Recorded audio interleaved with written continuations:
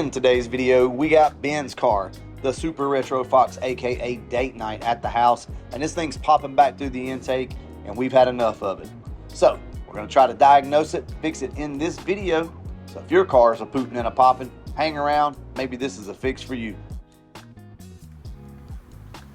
All right, here we are. We got Date Night in the house. We still got some issues with the car, y'all. We're going to try to figure it out today.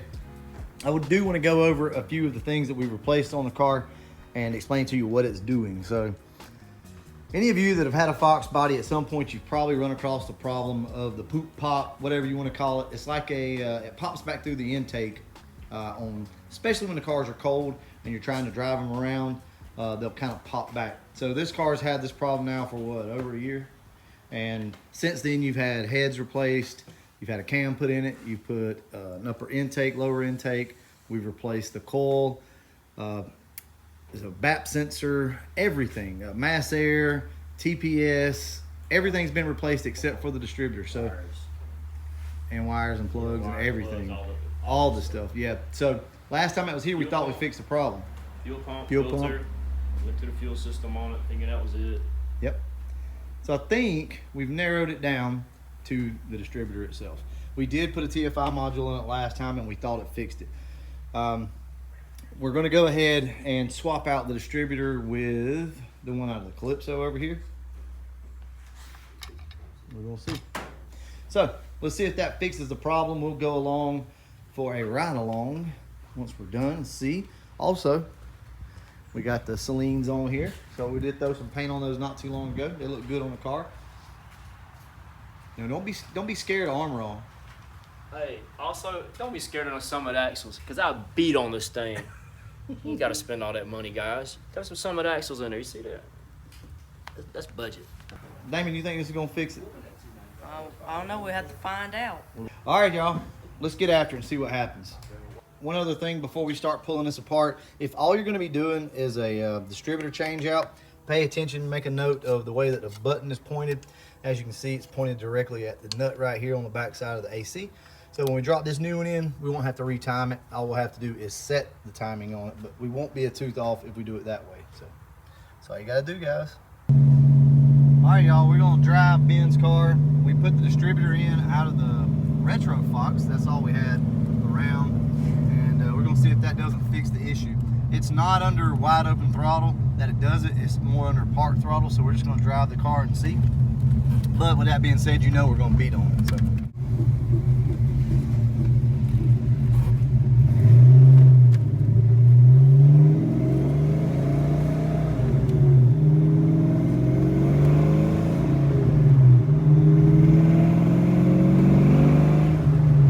This thing rides good.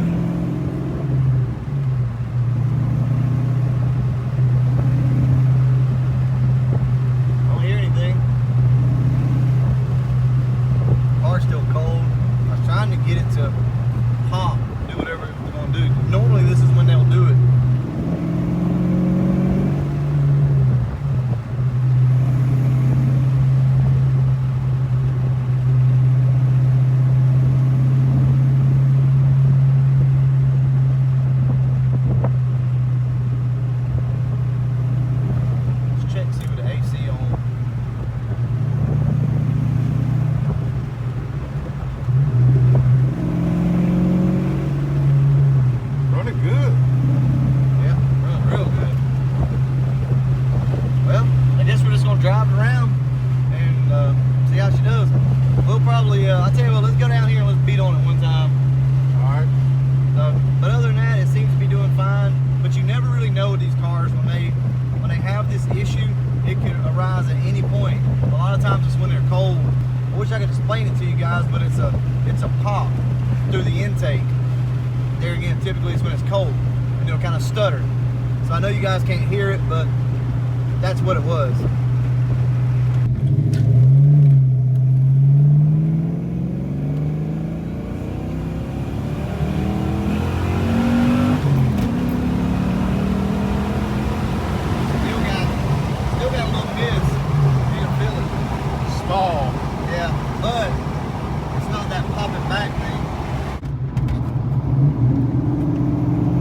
Driving this car just takes you back, man, to the Good old days. It's so smooth.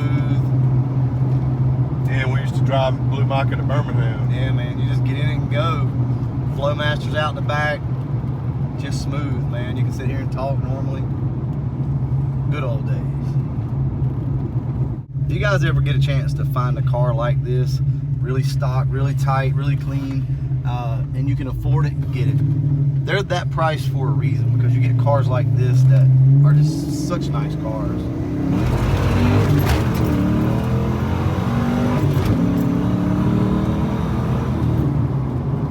Good. Sometimes night and day. Yeah. So, seems to be running pretty good. So, we'll get back to the house. If we have any other problems, we'll talk about them when we get back. But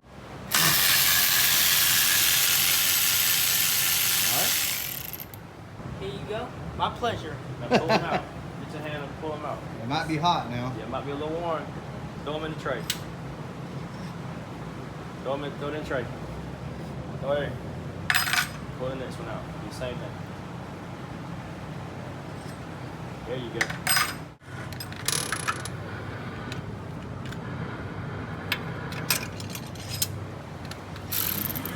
So we went ahead and took the intake off, changed out the fuel rail, and put an adjustable regulator. Now this is an Aeromotive 1-to-1 adjustable regulator. So this thing is going to be great for what we're trying to do here. And we'll get this done and see if this fixes the problem. Cross your fingers, y'all. As you can see, we were working on the Super Retro Fox, aka Date Night. We were having an issue with this thing popping back through the intake, which is very common on these Fox bodies. Now, we've changed out about everything there is to change out. And sometimes it's that way. So sometimes you just have to try things. Now, it's easy when you have another car around or two that you can pull parts off of, which is what we were doing. We thought we fixed the problem. Ben drove the car, didn't have any issues, got back to Columbus where he lives, and the car started doing it again.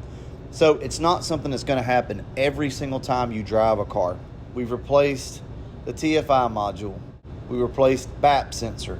We replaced the mass airflow sensor. Pretty much everything that I could think of on top of the engine, sensor-wise, we've replaced. Last time Ben was here, we thought we fixed the car. We replaced the entire distributor in the car. And I really thought that was it. So as you can see, me and John, we're driving down the road, beating on this thing, and no pops, no anything, right? Car's running great. It did have a little bit of a misfire, but I don't think that had anything to do with what we were doing. Give the car back to Ben when we get home, say, all right, man, go drive it and see what you think. So him and Damon, his son, they get in the car, they go drive it. He comes back, says, nope, still doing it.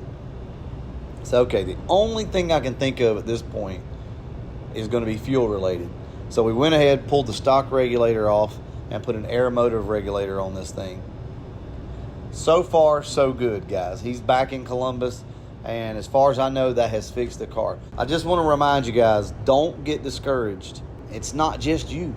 Everybody goes through this. But with that being said, I want to say thank you to Damon for coming over and helping us out on the car. So Ben's son was able to come over, turn some wrenches on the car, and he was having a blast. And I absolutely love that, guys. Get your kids involved in this stuff if you can. Because we spend a lot of time, remember, out here working on these things away from our family. So if you can get your family in there, if for nothing else, just to hang out with you, then I suggest you do it. So I'll keep you guys updated if this solved the problem or not. But as of right now, it looked like a fuel issue, which is usually the way it goes. That's a lean pop, more than likely, that we were hearing through the intake. That's what a lean pop sounds like. So that's what I think it was, but we'll see. I'll keep you guys updated. And as always, thanks for watching. Ready?